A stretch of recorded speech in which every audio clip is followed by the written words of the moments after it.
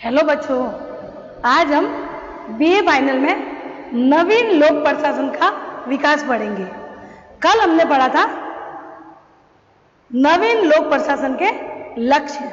तो शुरुआत करते हैं नवीन लोक प्रशासन। जो नवीन लोक प्रशासन की बातें चली, जो उन्होंने परंपरागत लोक प्रशासन का खंडन किया और नई नई बातों को सामने लाया था, कल हम पढ़ चुके कि बच्चों और महिलाओं को आगे लाना, दलितों को ऊपर उठाना, ये सब बातें इसमें चली थी।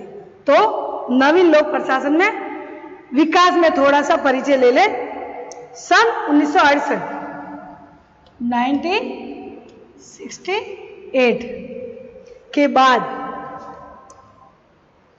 लोक प्रशासन के अध्ययन क्षेत्र में नए विचारों का सूत्रपात हुआ और इन विचारों को नवीन लोक प्रशासन की संज्ञा दी गई है। 1967 में सार्वजनिक सेवाओं संबंधी उच्च शिक्षा पर अहनी रिपोर्ट के प्रशासन के साथ ही नवीन लोक प्रशासन को मान्यता प्राप्त हुई। यानी नवीन लोक प्रशासन में अहनी प्रतिवेदन सभा हुई, सम्मेलन हुआ, अहनी उसको कहेंगे अहनी प्रतिवेदन। उसमें ये सब नवीन लोक प्रशासन का उदय हुआ, शुरुआत हुई कुल मिला के। और इस संबंधी उच्च शिक्षा पर अहनी रिपोर्ट के प्रकाशन के साथ ही नवीन लोक प्रशासन को मान्यता प्राप्त हुई। नवीन लोक प्रशासन को आगे बढ़ाने में लोक प्रशासन के सिद्धांत एवं व्यवहार संबंधी 1967 मिन्नो बुक 1967 में मिन्नो बुक इस तरीके से मिन्नो बुक सम्मेलन 1968 का भूमिका अत्यंत उल्लेखनीय है। नवीन लोक प्रशासन को उद्घाटित करके फ्रैंक मेरिनी ने अपनी पुस्तक toward a new public administration Minnowbrook perspective यानी मिन्नो बुक पर्सपेक्टिव के लिए ये कहा जा सकता है, तथा वाल्डो की रचना public administration in a time of turbulence, ये भी उन्होंने वाल्डो में लिखी है। तो इस पुस्तक में ये सारे बातें प्रशंसनीय की योगदान रहा इन विचारकों का। इन रचनाओं में मिन्नो बुक सम्मेलन द्वारा प्रस्तुत नव लोक प्रशासन संबंधी विचारों को संयोजित किया गया है। ये दोनों रचनाएं लोक प्रशासन के अध्ययन क्षेत्र में नए शिक्षित या क्षितिज का उत्खनन करने में मील का पत्थर है। इस विचारधारा के अग्रणी लेखक Frank Marini, George Frederickson, Joseph Uveges, Charles रिफ्लोम और ऑस्टम, इन सब विचारकों ने इसका समर्थन किया। तो विकास की शुरुआत में पहला है नवीन लोक प्रशासन अहनी प्रतिवेदन। नवीन लोक प्रशासन का अहनी प्रतिवेदन, ये सम्मेलन हुआ था बच्चों नवीन लोक प्रशासन के विकास के लिए। तो इसमें जॉन सी हनी सिराक्रूज विश्वविद्यालय में प्रोफेसर हैं। लोक प्रशासन की अमेरिकी सोसाइटी ने अमेरिकी विश्वविद्यालय में लोक प्रशासन के स्वतंत्र विषय के रूप में अध्ययन की संभावना पर अपने प्रतिवेदन प्रस्तुत करने को कहा। उन्होंने लोक प्रशासन से संबंधित कतिपय समस्या जैसे कि स्वायत्ता विषय के रूप में यानी स्वतंत्र रूप से विषय के रूप में विश्वविद्यालय में लोक प्रशासन के अध्ययन शोध हेतु धन का अभाव, लोक प्रशासन एक विषय है या विज्ञान है, एक व्यवसाय है, लोक प्रशासन के विद्वानों एवं प्रशासकों में अंतर का अध्ययन किया गया है। इन सुझावों में सन 1967 में प्रतिवेदन में दिए गए। मतलब ये कहा कि शोध करे तो पैसे नहीं है, फिर बाद में ये स्वतंत्र कितना है, क्या ये विज्ञान है या लोक प्रशासन है, इन सब बातों का अहनी प्रतिवेदन में बात कही गई। उसके कतिपय सुझाव आए। क्या क्या सुझाव आए? नंबर 1 आया है लोक प्रशासन के क्षेत्र को व्यापक बना जाए। यानी पहले संकुचित था, छोटा सा क्षेत्र था, जब परंपरागत लोक प्रशासन में छोटा सा क्षेत्र था। लेकिन उनकी राय थी हनी प्रतिवेदन में ये कहा गया कि इनके क्षेत्रों को बढ़ाया जाए। दूसरा राय ली कुल मिलाकर हनी प्रतिवेदन में। दूसरा बताया लोक प्रशासन के अंतर्गत संपूर्ण शासकीय प्रक्रिया कार्यपालिका, विधायिका और न्यायपालिका को शामिल किया जाए। यानी सिर्फ लोक प्रशासन ही कार्य नहीं करे, इसके अलावा सिर्फ व्यवस्थापिका ही नीतियां निर्माण करे और लोकसभा उनको क्रियान्वित करे, ये नहीं होना चाहिए। इसमें लोक प्रशासन के अलावा व्यवस्थापिका, कार्यपालिका और न्यायपालिका तीनों भी उसमें काम करना चाहिए, तब जाके नवीन लोक प्रशासन का विकास अच्छे से हो जाएगा। ये सब बातें हो रही थी बच्चों। तीसरी ये राय दी है इन्होंने, विचार है कि आपस में बात कर रहे हैं हनी प्रतिवेदन में, लोक सेवा शिक्षा संबंधी राष्ट्रीय आयोग की स्थापना की जाए। यानी शिक्षा संबंधी राष्ट्रीय आयोग, देश का एक आयोग हो और देश का, और राष्ट्रीय आयोग की स्थापना शिक्षा के क्षेत्र में की जाए कि ये लोक प्रशासन विश्वविद्यालय में कैसे पढ़ाया जाए। चौथा है जो अध्ययनकर्ता लोक सेवा को जीविका के लिए अपनाना चाहे उसे छात्रवृत्तियां दी जाए। यानी जो अध्ययन करता है, जो शोध कर रहा है, उसको वो अपने जीविका के लिए वो खोज कर रहा है और पीएचडी कर रहा है, उस पर शोध कर रहा है, तो उनको छात्रवृत्ति उपलब्ध कराई जाए ताकि वो बारीकी से वो शोध कर सके। पांचवा है शासकीय एवं सार्वजनिक मामलों संबंधी शोधकर्ता में रोज व्यक्तियों को आर्थिक एवं अन्य सहायता दी जाए। यानी सार्वजनिक क्षेत्र में जो फ्री में कार्य करे उसको आर्थिक सहायता दी जाए, क्योंकि उनके भी आने जाने के वगैरह सब पैसे लगते हैं, तो खुद के करके वो सही ढंग से कार्य नहीं कर पाएंगे, इसलिए उनको आर्थिक रूप से सहायता की जाए। हनी प्रतिवेदन के इस आधार पर आलोचना की गई है कि इसमें परिवर्तन समाज में लोक प्रशासन की भूमिका पर कुछ भी नहीं कहा गया। कुल मिलाकर सिर्फ छात्राओं से बातें की और विचारकों ने सिर्फ बातें की कि ये होना चाहिए, ये होना चाहिए और ऐसे छात्रवृत्ति देने चाहिए, शोध करना चाहिए। लेकिन हनी प्रतिवेदन में ये आलोचना भी हुई कि उन्होंने सिर्फ इनकी बात कही है, कैसे होगी, कैसे क्या आगे बढ़ेगा, नवीन लोक प्रशासन का विकास आगे कैसे होगा और लोग कैसे अपनाए, ये कुछ भी उन्होंने नहीं कहा है। फिर है लोक प्रशासन सिद्धांत एवं व्यवहार सम्मेलन। ये सम्मेलन हुआ था, ये भी 1967 में हुआ था। जेसी चार्ल्स ने की अध्यक्षता में अमेरिकी राजनीति विज्ञान एवं समाजशास्त्र परिषद के तत्वाधान में यह सम्मेलन हुआ, जो आयोजित हुआ 1967 में। इसमें फिलाडेल्फिया सम्मेलन भी कहा जाता है।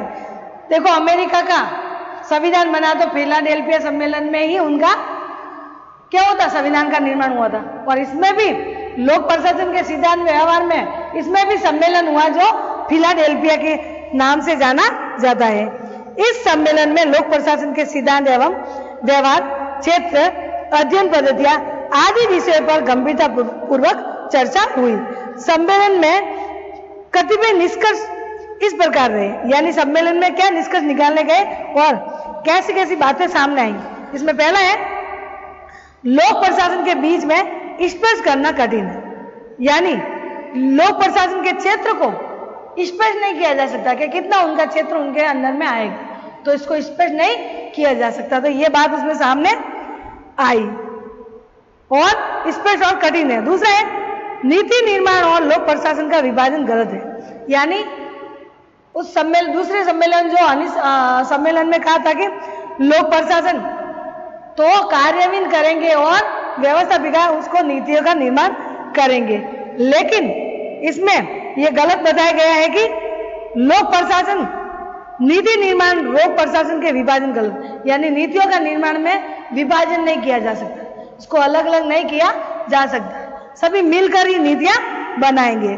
तीसरा बताया है लोक प्रशासन एवं व्यवसायिक प्रशासन का प्रशिक्षण अलग अलग ढंग से होना चाहिए। यानी लोक प्रशासन का जो बातें हैं वो अलग होनी चाहिए और व्यवसाय जो लोग व्यवसाय कर रहे हैं उसके बदले में उनको पैसे मिल रहे हैं उनका अलग अलग ढंग से करना चाहिए। जो जैसे कि शोध कर रहा है तो उनका अलग ढंग से करना चाहिए, और जो ऐसे ही कर रहे हैं प्रशिक्षण वो उनका भी अलग होना चाहिए। इस प्रकार से जो प्रशिक्षण यानी लोक प्रशासन में जो जा चुके हैं वो ट्रेनिंग ले रहे हैं उनका अलग होना चाहिए, और जो शोध कर रहे हैं उनका अलग होना चाहिए। चौथा है लोक प्रशासन के संबंध में अध्ययन का उपागम होना चाहिए, यानी दृष्टिकोण। लोक प्रशासन के संबंध में अध्ययन का दृष्टिकोण होना चाहिए, यानी ये विषय को शामिल करके फिर बाद में अध्ययन किया जाना चाहिए। पांचवा है लोक प्रशासन को राजनीति विज्ञान से पृथक अनुशासन माना जाना चाहिए, यानी राजनीति से अलग बिल्कुल।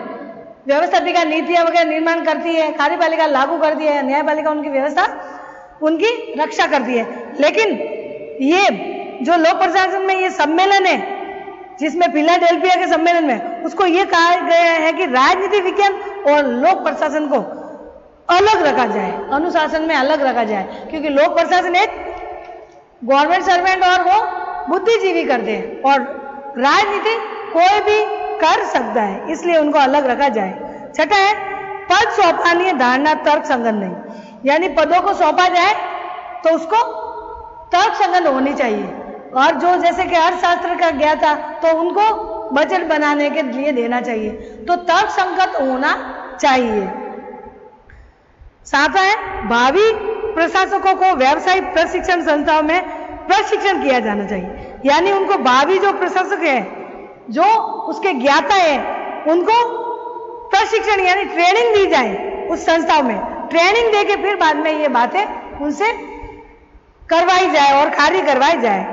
आठवां है लोक प्रशासन का अध्ययन मनोवैज्ञानिक समाजशास्त्रीय पहलू पर आधारित किया जाना चाहिए, यानी लोक प्रशासन समाजशास्त्री समाज के हित के लिए समाज में क्या रूढ़िवादी है वो हटाना और अच्छी जो बातों को परंपरावादी वो लेनी चाहिए। इसके अलावा मनोवैज्ञानिक साइकोलॉजी भी होनी चाहिए, दोनों बातें होगी तो निष्कर्ष अच्छा निकलेगा और लोक प्रशासन का विकास सही ढंग से हो पाएगा। पहलू पर इस प्रकार से। नवा है लोक प्रशासन में प्रशिक्षण कार्यक्रम एवं शिक्षा के उद्देश्य मात्र प्रबंधात्मक योग्यतात्मक व तकनीकी निपुणता का विकास न होकर विभिन्न सरकारी अभिकरणों में कार्यरत सार्वजनिक कार्मिकों प्रशिक्षार्थियों व विद्यार्थियों में सामाजिक संवेदना का चेतना को गहरा करना चाहिए, यानी जो तकनीकी क्षेत्र में ज्ञाता है, जो योग्यता रखता है, जो प्रबंध करता है, सार्वजनिक कार्मिक हो, जो कर्मचारी हो, प्रशिक्षार्थी विद्यार्थी हो या फिर शोधकर्ता हो या आम विद्यार्थी हो, सबको चेतना में गहरा शोध करना चाहिए। सभी को अलग अलग शोध करके फिर बाद में इकट्ठा करना चाहिए, तब पता चलेगा कौन सा लिया जाए कौन सा नहीं लिया जाए, तब जाके उनका नवीन लोक प्रशासन का विकास होगा। 10 है गलत व्यवहार व भ्रष्टाचार के अवसरों को कम करने के उद्देश्य से शिक्षा कार्यक्रम में प्रशासनिक आचार एवं उचित बल देने की आवश्यकता है, यानी उनका आचार व्यवहार अच्छा हो, ऐसा नहीं कि शिक्षा तो प्राप्त कर ली लेकिन आगे चलकर वो भ्रष्ट हो जाए, तो ऐसा भी नहीं होना चाहिए। 11वां है लोक प्रशासन के विषय एवं व्यवहार का अधिक ध्यान शहरी दरिद्रता और गंदगी, बेरोजगारी, गरीबी, पर्यावरण संबंधी प्रदूषण तथा गिरते जीवन स्तर की सामाजिक समस्याओं की और होना चाहिए। कहने का मतलब लोक प्रशासन का व्यवहार इस और ध्यान रखना चाहिए कि शहर में गंदगी दरिद्रता है, यानी शहर तो है उसमें लेकिन दरिद्रता है, लोग बहुत ही गरीब है, गंदगी है, बेरोजगारी है, पर्यावरण गरीबी के कारण पर्यावरण प्रदूषण हो रहा है। इन सब का बातों का ध्यान रखकर सामाजिक समस्याओं का हल करेगा तभी लोक प्रशासन का विकास होगा। तीसरा है मिन्नो सम्मेलन। मिन्नो सम्मेलन जो 1968 में शुरू हुआ। ये सम्मेलन बच्चों अलग अलग हो रहे हैं, सम्मेलन उनके विकास के लिए हो रहे हैं। शुरू में नवीन लोक प्रशासन नानी प्रतिवेदन हुआ, सेकंड ये हुआ सिद्धांत ये फिलाडेल्फिया, फिर अब हुआ है मिन्नो सम्मेलन। इसमें क्या किया गया कि लोक प्रशासन को लोक प्रशासन की युवा पीढ़ी का सम्मेलन था। पहले भी पढ़ चुके कल हम कि लोक प्रशासन के मिनी सम्मेलन था, छोटा सा सम्मेलन युवा पीढ़ी का था। इस सम्मेलन में इस बात पर विचार किया गया कि परिवर्तनशील समाज में लोक प्रशासन की क्या भूमिका होनी चाहिए। नवीन लोक प्रशासन के समर्थक लोक प्रशासन को की प्रचलित अवस्था को संतुष्ट नहीं थे। वे उथल पुथल के काल में लोक प्रशासन से यह अपेक्षा करते थे है कि वह सामाजिक समस्या के प्रति जागरूक हो। यानी जो नई युवा पीढ़ी मिन्नो सम्मेलन में यही कहा गया है कि जो समस्या है समाज में उसको जड़ से उखाड़ा जाए और नई नई बातों को ली जाए जिसमें देश का विकास हो, लोगों का विकास हो। नए लोक प्रशासन के समर्थक मूल्य निरपेक्ष सोच पर प्रयासों के परित्याग कर जोर देने तथा सामाजिक न्याय के अनुरूप उपागम को अपनाने में समर्थन है। यानी नए जो युवा पीढ़ी है वो मूल्यों को मूल्य निरपेक्ष बना जाए, सिर्फ तकनीकी फिर निष्कर्ष आंकड़े ये लेकर कार्य किया जाए। उनकी धारणा है कि लोक प्रशासन सामाजिक समस्या के प्रति अत्यधिक संवेदनशील है। संक्षेप में मिन्नो बुक सम्मेलन द्वारा लोक प्रशासन की नई छवि प्राप्त हुई और समाज की समस्या के प्रति उसे सचेतक किया गया। प्रशासकों को परिवर्तन के सक्रिय एजेंट के रूप में कार्य करने का उद्बोधन किया गया। यानी मिन्नी सम्मेलन या मिन्नो सम्मेलन, मिन्नो बुक सम्मेलन भी कैसे कह सकते हैं उनको, मिन्नो बुक सम्मेलन। तो इस प्रकार से मिन्नो बुक सम्मेलन जो 1968 में स्टार्ट हुआ और इसमें ये सारी समस्या को सुलझाने की कोशिश की और ये नव युवा पीढ़ी इसमें आगे सामने आई। इस प्रकार से मिन्नो बुक सम्मेलन, मिन्नो बुक सम्मेलन 68 में ये बात आई। अब है नवीन लोक प्रशासन की संभावना है। किस तरीके से संभावना आगे आई, क्या संभावना बनी, ये तीनों सम्मेलन द्वारा नवीन लोक प्रशासन हानि प्रतिवेदन और लोक प्रशासन सिद्धांत की व्यवहार सम्मेलन और तीसरा है मिन्नो बुक सम्मेलन निष्कर्ष। इन सबको देखते हुए नवीन लोक प्रशासन संभावनाएं क्या सामने आई, क्या संभावना हो सकती है। लोक प्रशासन को नवीन व्यक्तित्व दिए जाने की आवश्यकता है। जिन नवीन समस्याओं का उसे सामना करना है उनमें से कुछ बढ़ती हुई सैनिक शक्ति, दौड़ती हुई प्रविधि, शहरीकरण, नागरिक अधिकारों एवं सहभाग, पर्यावरण प्रदूषण तथा विकास के संबंध रखती है। उससे नवीन कार्यात्मक क्षेत्रों में प्रवेश करने के लिए आमंत्रित किया जा रहा है। यथा जनसंख्या विस्फोट तथा उसका नियंत्रण, मद्यपान तथा अन्य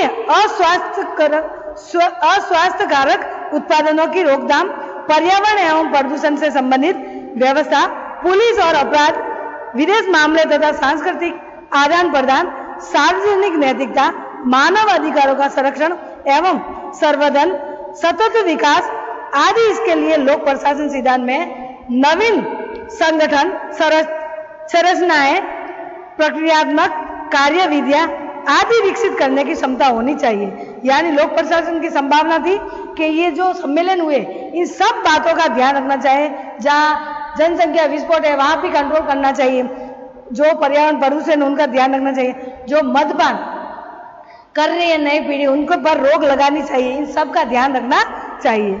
इसके अलावा ईस्टर्न और आमंड के प्रारूप दी गई है कि उत्तर औद्योगिक समाज की कतिपय सर्वथा नवीन समस्याओं का सामना करने के लिए ऐसा सिद्धांत एक तत्कालीन आवश्यकता बन गया है।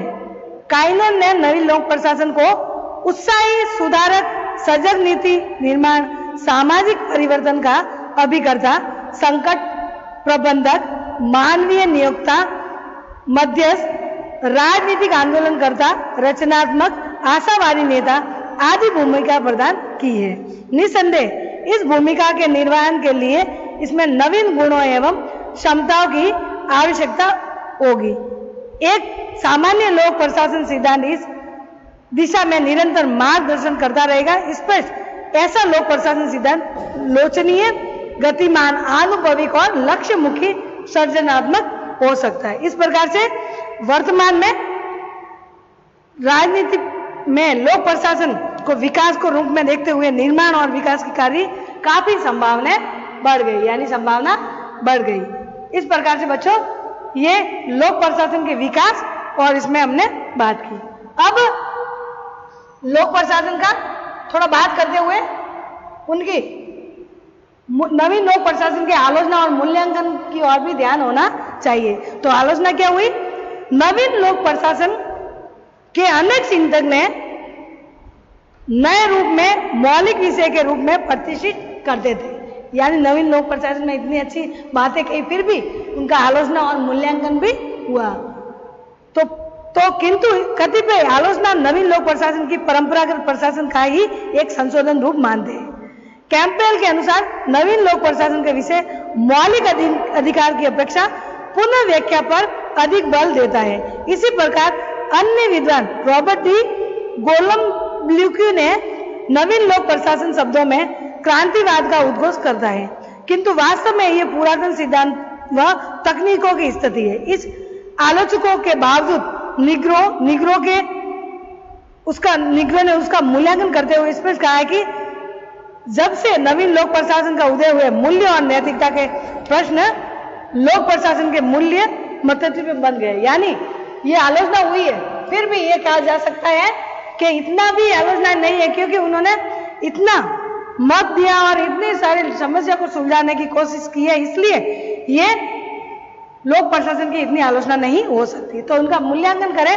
मूल्यांकन में नवीन लोक प्रशासन की धारणा ने लोक प्रशासन के विषय वस्तु को व्यापक बना दिया है। लोक प्रशासन की नवीन प्रशासन के अनुसार उसका समाज में से सीधा संबंध जुड़ गया है। नवीन लोक प्रशासन की धारणा में लोक प्रशासन संबंधी परंपरागत धारणा विचारों को गहरा धक्का लगा है।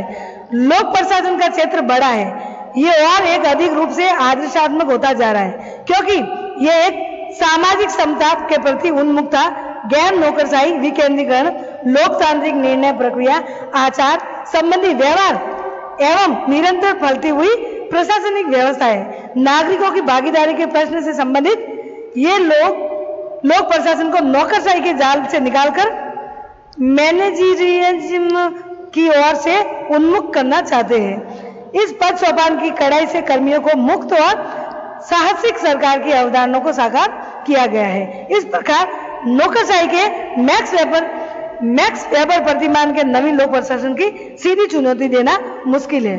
इस प्रकार से उन्मुख मूल्यों को जोर देते हुए आदर्शिक तथा सामाजिक दृष्टि से सजग लोक प्रशासन जैसा नव आंदोलन के प्रतिपादित किया गया है। तीसरे विश्व के लिए प्रत्यक्ष रूप से प्रासंगिक है। पहली दुनिया विकसित देश, दूसरी दुनिया साम्यवादी देश, तीसरी दुनिया विकासशील देश। तो तीसरी दुनिया के लिए लोक प्रशासन बहुत ही युक्त महत्व रखता है। नवीन लोक प्रशासन ने संक्षेप में मानवीय चिंताओं और पर जोर दिया। विकेंद्रीकरण, जन सहभागिता, सामाजिक समता ऐसे अन्य सामाजिक गुणों पर जोर दिया है। नवीन लोक प्रशासन प्रशासनिकवादी सामाजिक समता, खुलेआम समर्थक अधिवेक्ता करते हैं। निश्चित रूप से ये समर्थन ग्राहकों को तलाश करते हैं। नव लोक प्रशासन का सार तत्व सैद्धांतिक विचारधारा, दर्शन और सामाजिक चिंता सक्रियवाद की दिशा में एक प्रकार की प्रगति है। तो कुल मिलाकर मूल्यांकन आलोचना होते हुए भी इनकी अच्छाई कही जा सकती है कि नवीन लोक प्रशासन में लोगों के हित के कार्य हुए, लोगों के कल्याण के लिए बात कही गई है। जो जहाँ गरीबी है, बेरोजगारी है, उनका उन्मूलन के लिए बात कही गई है। और इसमें नवीन लोक प्रशासन जो कर्मियों के द्वारा प्रशिक्षण के बाद अच्छे से कार्य करे और जनता के हित के लिए कार्य करे और उसमें देश भी विकास हो, देश का भी और जनता का भी विकास हो। इस तरीके से बच्चों हमने नवीन लोक प्रशासन के बारे में पढ़ा और नवीन लोक प्रशासन के विकास के बारे में पढ़ा।